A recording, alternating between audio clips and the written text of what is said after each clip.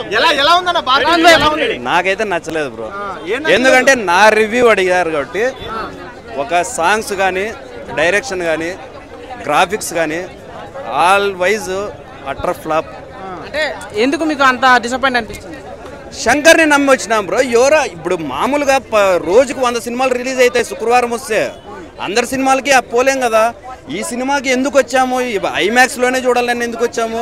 Shankar visuals అట్లుంటాయి, music అట్లా ఉంటుంది, Shankar mark కనపడుతుంది అని. పాత శంకర్ కనిపించలేదా? అసలు పార్ట్ 1కి 2కి అసలు ఎందుకు తీసాడనేది శంకర్కే తెలియదు. అది శంకర్కే తెలియదు. చూసాక రామ్ చరణ్ ఇలాంటి డైరెక్షన్ తీస్తే మాత్రము తమిళ డైరెక్టర్ని నమ్మాలన్నా కూడా ఏ హీరో నమ్మలేడు. ఓకే, అదే ఇప్పుడు శంకర్ డైరెక్షన్ అంటే ఆల్మోస్ట్ 100% హోప్స్తోనే వస్తాము. కానీ శంకర్ తీసిన డైరెక్ట్గా హిట్ సినిమానే సీక్వెల్ తీసినప్పుడు ఇదే ఇలా తీసాడంటే మన ఇప్పుడు సినిమాలు కమలాసన్ న్యాయం చేశాడా? కమలాసన్ అయితే అన్యాయమే చేశాడు.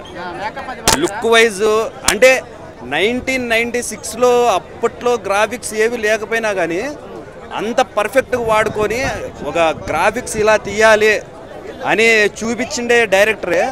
ఇప్పుడు ఇంత టెక్నాలజీ అభివృద్ధి జరిగి నుంచి 2024లో ఇంత చెత్త గ్రాఫిక్స్ తీయడం ఇదే ఫస్ట్ సినిమా.